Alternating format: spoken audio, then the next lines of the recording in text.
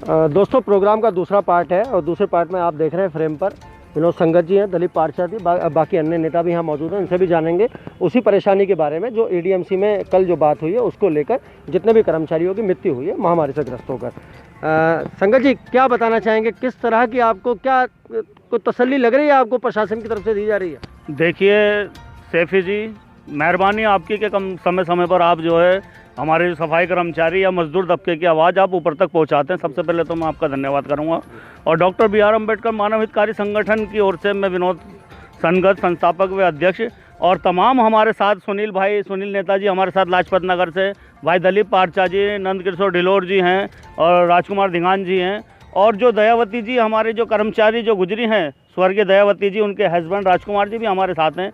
तो मैं पहले तो सबसे पहले एक संदेश देना चाहूँगा हमारे तमाम सफाई कर्मचारियों के साथियों, कोई भी दिल से और मेहनत से काम ना करे ऐसी सरकार के लिए और ऐसे प्रशासन के लिए कि जो कि हमारे मरने तक भी इंतजार करते रहते हैं और उसके मरने के बाद भी जीते जी तो हमें 2000 रुपये की किट दी नहीं, हमें कोई भी सुरक्षा कवच या सुरक्षा उपकरण कोई भी नहीं दिया गया। तो मेरा सभी सफाई कर्मचारियों से हाथ जोड़ के विनती है कि बिल्कुल भी दिल से और बिल्कुल मेहनत से काम ना करें और अपने आप को बचाएं, क्योंकि अगर आपने सोच रखा है कि प्रशासन या सरकार आपके परिवार को पीछे आपके जाने के बाद देखेगी, तो ऐसा कुछ नहीं है। जैसा कि अभी हमारे सैफी साहब ने बताया और हमारे वक्ताओं ने बताया कि दयावती वाइफ ऑफ राजकुमार जो कि 238 वार्ड के अंदर संक्रमित होकर अपने उन गुजरी हैं, उसके परिवार को बॉडी नहीं दी गई, उसको कोविड-19 ब्लॉक के अंदर रखा गया। उसके बावजूद भी रिपोर्ट को गलत साबित कर उसे ये दिखाया गया कि कोविड-19 ये पॉजिटिव नहीं है, नेगेटिव है, और इसको जो भी इनकी जो इनको बेनिफिट्स मिलने हैं सरकार से या फिर प्रशासन से वो कोई नहीं दिया जाएगा। तो इससे बड़ा हमारे साथ दोगलापन कभी भी नहीं हो सकता। और आप देखने वाले हैं कि शुरू से हमारे साथ प्रशासन या सरकार का ये हमारे साथ हमेशा दोगलापन करते आई है।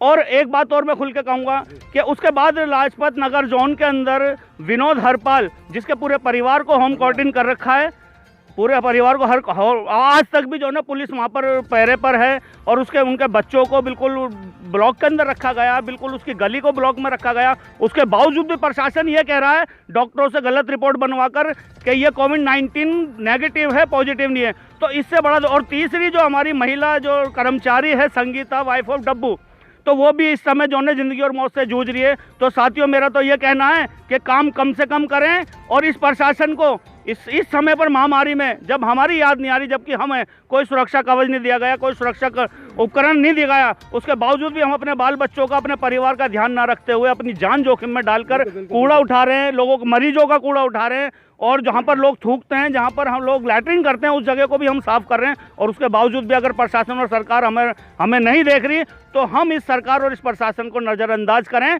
और अपने परिवार और अपने घर का स्वयं ध्यान रखें। बिल्कुल, मैं दोबारा आऊँगा आपके पास, पारचा साहब के पास चलूँगा एक बार। दलीप पारचा, जाना माना नाम कर्मचारियों के बीच। पारचा साहब देख रहे हैं किस तरह के विंटर में सवाल शायद आज पूछने की हिम्मत नहीं हो रही, जवाब आपका ज़रूर लूँगा। देखिए सैफी साहब, पहले तो आपका बहुत धन्यवाद, लेकिन बड़ा ही दुख हो रहा है आज, क्योंकि आज जिस निगम के लिए हम अपनी जान हथेली पर लेकर काम कर रहे हैं, जो कर्मचारी कोरोना जैसी महामारी के अंदर अपनी जान हथेली पर लेकर निगम के लिए काम कर रहे हैं, उसी निगम ने आज उनको नकार दिया।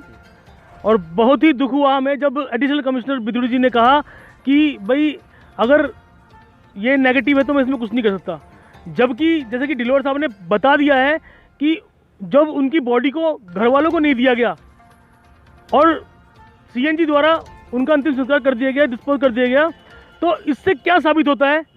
इससे साबित होता है कि जब उनको क्वारंटाइन किया गया और वो LNJP हॉस्पिटल में भी किया जा रहा है, बिल्कुल वो उसका परिवार भी क्वारंटाइन है, और जब वो LNJP में उस वार्ड में थी जिसमें कोविड-19 से जो ग्रस्त हैं वो लोग रहते हैं, तो इसका मतलब ये था कि उसको था, लेकिन इनकी रिपोर्ट को गलत कराया गया। तो ये प्रशासन की कोई साजिश तो नहीं है बड़ी? नहीं, बिल्कुल होता है, प्रशासन ना चाहता हो, क्योंकि सच बात तो ये है कि आप देखेंगे आने वाले समय में ये महामारी और बढ़ेगी और सबसे ज़्यादा ये सफाई कर्मचारी ही होंगे इसके शिकार। तो हो सकता है कि सफाई कर्मचारी को पैसा न देने के कारण ये लोग उसको नकार दें। बिल्कुल ये हो सकता है। दोबारा आऊँगा आपके पास। देखिए बहुत बड़ी एक विडंबना है यहाँ पर दोस्तों। अगर कर्मचारी महामारी जो है कर्मचारी के नज़दीक अगर पहुंच चुकी है, तो आप सोच सकते हो समाज की जो दुर्दशा होने वाली है वो किस कदर, उसका स्तर किस कदर ख़राब होने वाला है। क्योंकि कर्मचारी एक कर्मचारी है और वो 100 घरों में सफाई का कार्य करने के लिए जाता है, तो वो 100 घरों को संक्रमित करके आएगा। लाजपत नगर जोन से हमारे पास सुनील नेताजी यहाँ मौजूद हैं, उनसे बात करेंगे।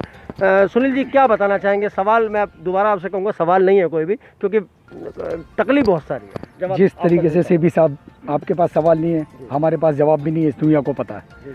लेकिन मैं निगम प्रशासन और दिल्ली सरकार से सिर्फ एक बात पूछना चाहता हूँ, मुझे एक भी कारण बता दो कि दिल्ली में सफाई कर्मचारी हड़ताल पर क्यों ना जाएं। एक भी वजह ऐसी बता दो कि दिल्ली को सड़ाया क्यों ना जाए। एक भी मुझे ये वजह बता दो कि इस दिल्ली को महामारी के ढेर पर एमसीडी कर्मचारी लाके क्यों ना बैठाएं।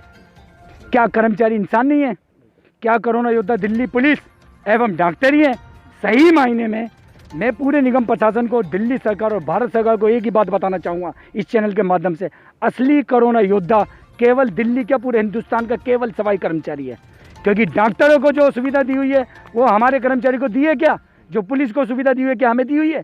पुलिस, दिल्ली पुलिस और डॉक्टर सिर्फ इसी लालच में काम कर रहे हैं कि उनके मरने के बाद उनके परिवार का भविष्य अच्छा होगा। क्योंकि दिल्ली गवर्नमेंट जो कि 2 मुहैया बात कर रही है, उनको 1 करोड़ रुपए मुआवजा दे रही है। लेकिन हमारा वाल्मीकि समाज वो वीर समाज है, वो वीर सैनिक है जो बिना किसी लालच के, बिना किसी स्वार्थ के, हम ये जिंदगी और मौत से लड़ने वाले कोरोना वायरस से अकेले बिना किसी सेफ्टी के टक्कर ले रहे हैं। मैं आपके चैनल के माध्यम से सेवी जी से एक ही बात बताना चाहूँगा कि आने वाली 26 तारीख से निगम प्रशासन भी सुन ले और दिल्ली सरकार श्री अरविंद केजरीवाल भी सुन ले, जो 2 बातें करते हैं। अरविंद जी, आपकी चलगी जितनी चलनी थी अब नहीं चलेगी।